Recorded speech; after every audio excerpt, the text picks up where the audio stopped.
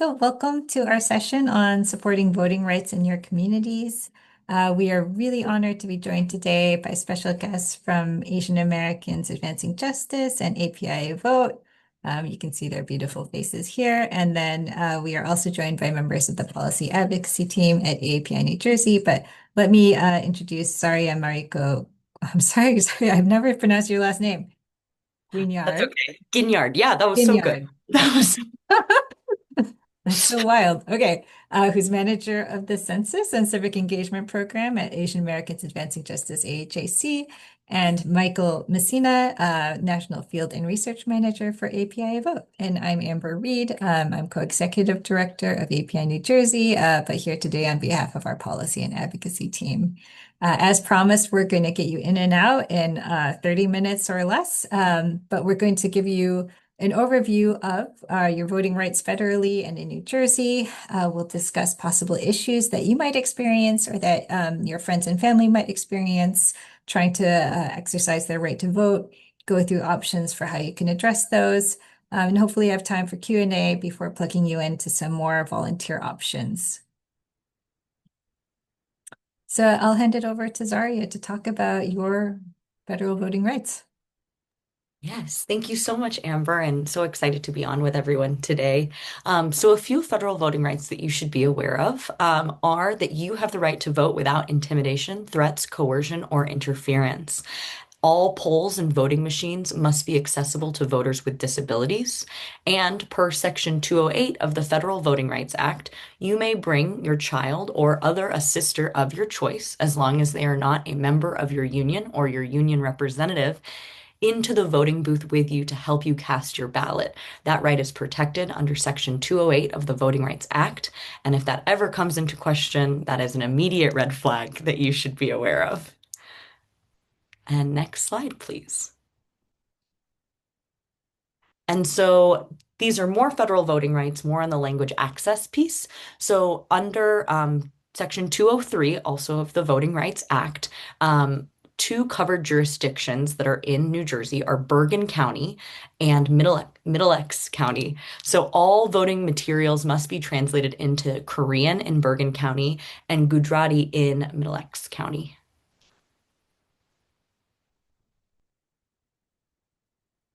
Okay, thanks, Saria. And now I'll speak to some of our more New Jersey specific rights and quirks, I'll say. So we do not have same-day voter registration in New Jersey, although that's something a lot of us would like to see changed. Right now, you must register to vote at least 21 days before Election Day. Often this is something our community doesn't understand, right? They think that when they became a citizen, they were automatically registered to vote, or they don't understand it's a sort of separate step. So that this is a frequent question. But yeah, unfortunately, today, October 14th, is the last day for folks to register before the November 4th election. So if there's anyone in your life who might need that reminder, please get in touch with them today. Also, one thing to be aware of is that New Jersey did just purge voter rolls of anyone who hadn't voted in the last two federal elections. So even if they have registered in the past, or if you have registered in the past, if you're not quite sure, definitely go online and check to make sure you're still registered. Another thing to be aware of in New Jersey is that voting by mail is very convenient. Anyone can elect to vote by mail. You don't have to be out of town or provide any sort of excuse. Voter ID is not required at the polls in New Jersey, except in very specific circumstances. Basically, only a first-time voter who registered by mail without providing a driver's license number or another ID number would have to show ID the first time that they vote in person. So this is like very commonly misunderstood, but you absolutely do not need to show voter ID when you go to vote. You just sign, and then your signature matches the signature you used to register with, and that's all you need to show. Another thing to be aware of, you may vote under your previous name if you have changed your name since registering to vote. That should not bar you from voting. Possible issues at the polls. I will start this section and invite Zaria or Mike to weigh in. Um, I think one of the concerns, one of the things we'd be most concerned about would be any sign of intimidation at the polls. So the political parties are allowed to have people called challengers at the polls who can challenge if they see what they view as like illegitimate or suspicious behavior, or if they see someone who they think should not be allowed to vote. They're absolutely not allowed to racially profile people or to harass or intimidate voters. So if you do experience any intimidation, that's something that should be flagged immediately and addressed in ways that we'll get into later. Um, Law enforcement are not supposed to be around polls in New Jersey. ICE should not be at the polls. And of course, if poll workers who racially profile or who treat people differently is also something that should be flagged. And you absolutely have the right to vote, without intimidation or coercion of any kind. In New Jersey, we have a 100-foot no electioneering zone around the entrance to each polling place. So candidates should not be talking to voters within that 100 feet. They should not be following voters, pressing literature on them. Um, Sometimes in New Jersey, believe it or not, there have been separate lines made for English speaking and non-English speaking voters. That is absolutely a violation of your rights. Um, Sometimes we have also seen a lack of signage, election materials or poll worker assistance in some of those languages that are required under the Federal Voting Rights Act. And again, that's Korean and Bergen County, Gujarati and Middlesex County. Um, Spanish is also, of course, required in many counties around our state. Very common issue is voters being asked for voter ID. Proof of citizenship would be even worse. But just because it can expedite the process if you give them a driver's license that they can scan and look you up easily, that doesn't mean that it's required, right? And I think that's a very common misconception. Another thing to really watch out for is being denied that right to bring either your child or an assister of your choice into the voting booth. Poll workers are trained very sort of unevenly on this right. So it's one thing you really want to be aware of and make sure your friends and family know that they have the right and that if they are denied that right, they should challenge it. Yeah, I can jump in for this one Yeah, too, thank Amber. you. Yeah, so continuing possible issues that folks might find at the polls or for voting, not being found on voter list for your polling site, as Amber said, especially with any kind of voter purges that might happen, which is where they're removing people from the voter rolls or from the registration lists that might pop up. And then especially for our communities where things like surname order to first name order might be different, you might see some challenges from poll workers regarding if someone is properly registered or not. Also, being denied any kind of poll worker assistance or being denied provisional ballots, which we'll get to in more detail in just a second. But also, like we said before, some poll workers are just very unevenly trained with knowing some of these rights that voters should definitely have. And then voting by mail as well, also being challenged for any kind of small errors or clerical or misspellings, anything like that. And then we're at a primary election, any kind of party affiliation and registration issues. And next slide, please.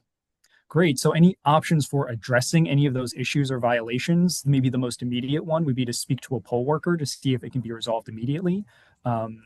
Then asking to speak to a manager for the polling site, and then eventually calling County Board of Elections as sort of the largest escalation there. Then the other big resource that we would love for y'all to know about is the Asian language hotline, 888 API Vote or 888-274-8683. That's the voting rights hotline conducted by ourselves at API Vote, as well as the folks at AAJC, Zaria over there, as well as the folks at the Lawyers Committee for Civil Rights under Law. If y'all have any questions or any issues or just difficulty communicating between voters and poll workers because of Asian language barriers, y'all can call that hotline and then we'll have folks ready to assist y'all either in language or in English. And then we can also be reporting and keeping track of any of those violations for further follow-up later on or immediately if necessary.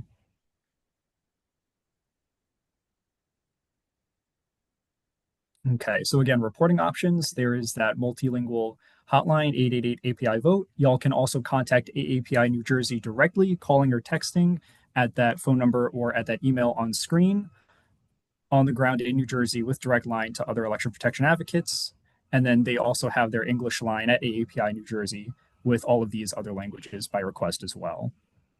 And then the final reporting option here, calling 1-877-NJ Voter, New Jersey Division of Elections Voter Information and Assistance Line.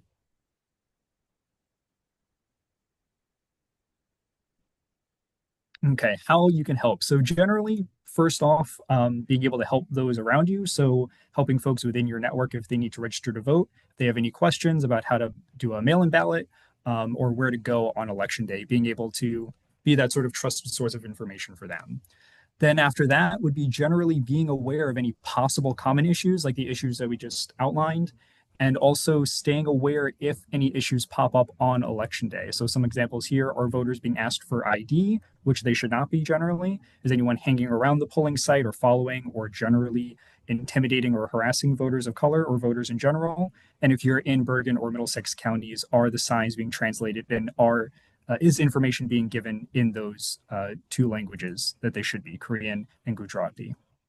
And then, of course, reporting any issues to any of those sources that we mentioned before, the 888 API Vote hotline, directly to AAPI New Jersey, or to the New Jersey Elections hotline as well.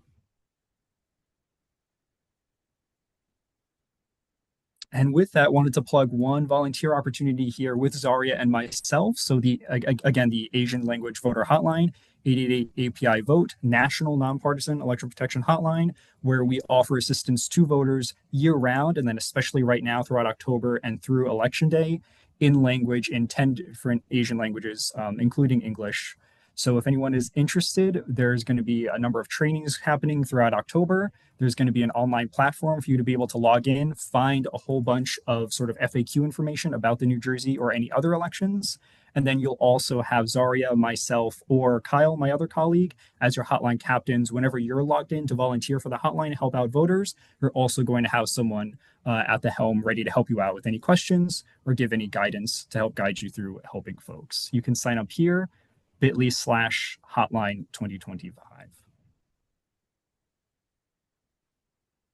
Thanks, Mike. Yeah, I think that's a really wonderful volunteer option. And I believe it's open not just on election day, but in the lead up to election day, right? Which is, Yeah.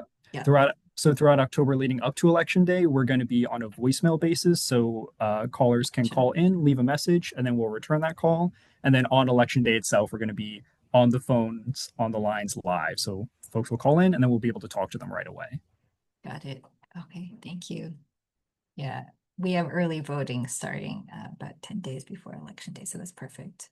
Another opportunity is on election day itself. You can help us provide real-time monitoring and voter protection at polling places in Fort Lee, Palisades Park, Jersey City, and Edison. This is something we do every election in partnership with ALDEF, the Asian American Legal Defense and Education Fund.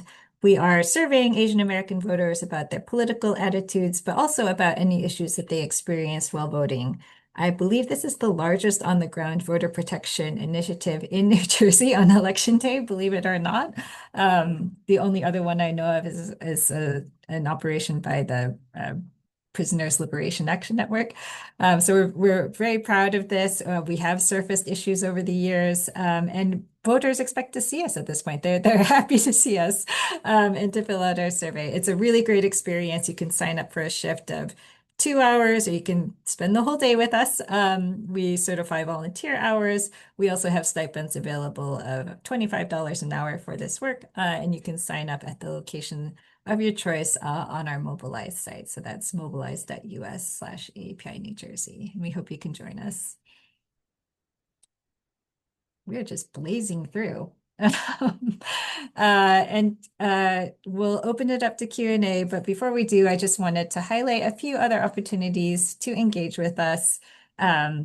This is from API New Jersey. We have the Asian Auntie Brigade, which is sort of activating community members, whether they identify as Asian aunties or not. We are harnessing that power of the Asian auntie to stand up for our communities in this political moment where so many of our values are under threat. So we are learning protest drumming. We've learned about protest safety. We've had an upstander training about being resilient when facing harassment.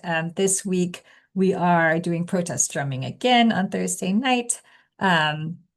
Next Tuesday, October 21st, you can join us for another Take Action Tuesday, another half-hour Zoom about the New Jersey Voting Rights Act, which would really help protect our voting rights at a time when they're under threat from the federal level and expand language access at the ballot boxes for our communities. So come learn about that with us. And then October 26th, we'll be in Fort Lee for APIAVote standard training to support immigrant communities. So if you are in or around Fort Lee, please join us. But let me open it up to questions. Hang on. We are making excellent time. So feel free to come off mute with your question or drop them in the chat. I see a lot of good resources that have been dropped here. Yeah, Danielle. Thanks, Amber. And hey, Mike. Hey, Saria. I had a question. I thought there was a piece of legislation floating around at around the last primary season that was going to push back the electioneering to 200 feet from the doors. And did that? I'm guessing it didn't get passed then, since this presentation said it was 100.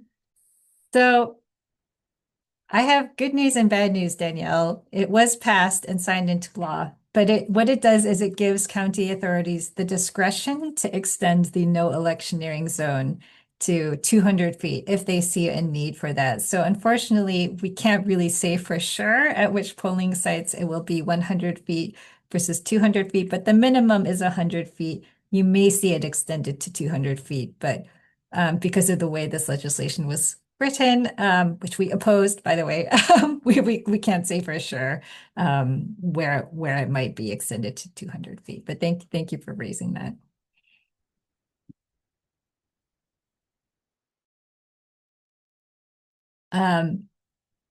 I also want to say sometimes regarding the signage.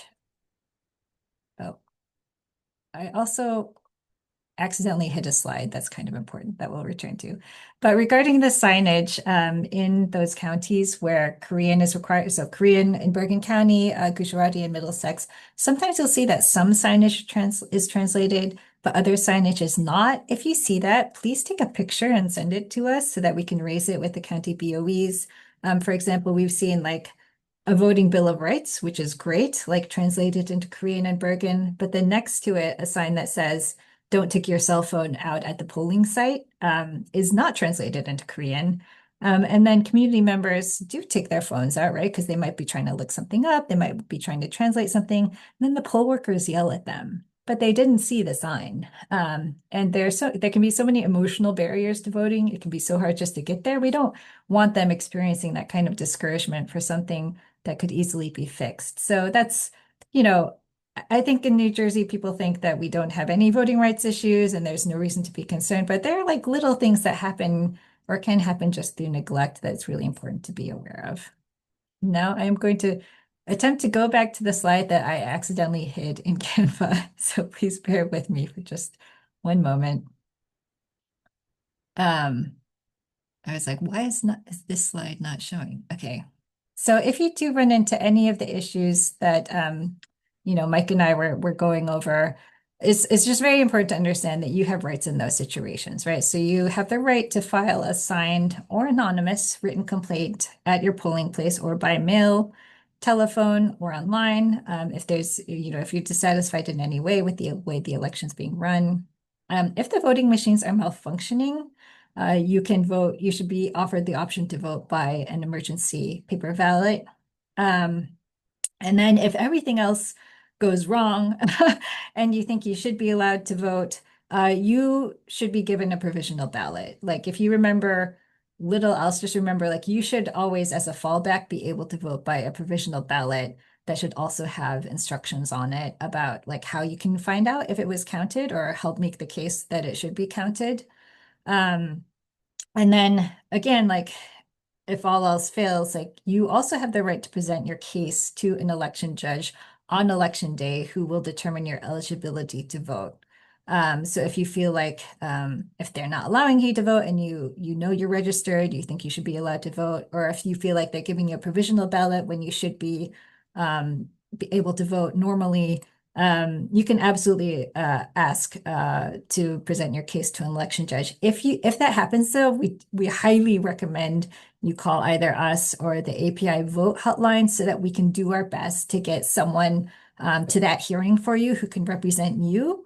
Because the people who the state sends are representing the interests of the county boards of election and are not arguing for your right to vote, right? They're arguing for their rules, what they consider their rules to be enforced. So if that happens, please reach out to us so that we can try to get someone there who's on your side and has some legal expertise so that you're not alone in that courtroom. Anything to add, Mike or Saria?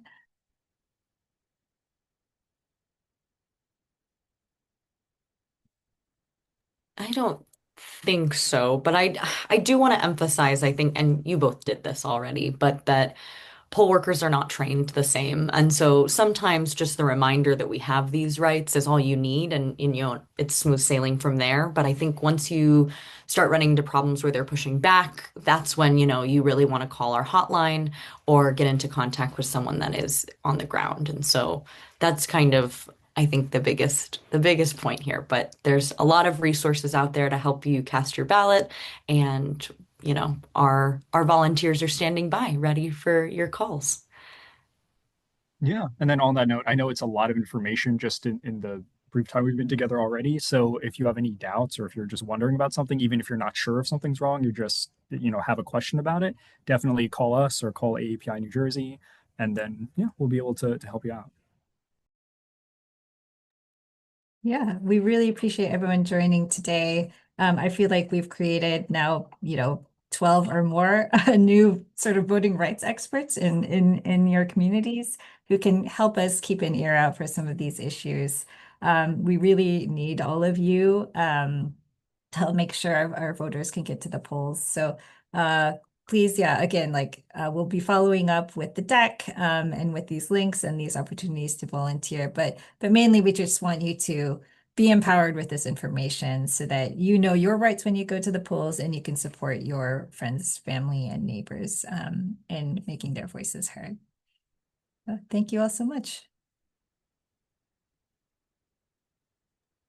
Thank you.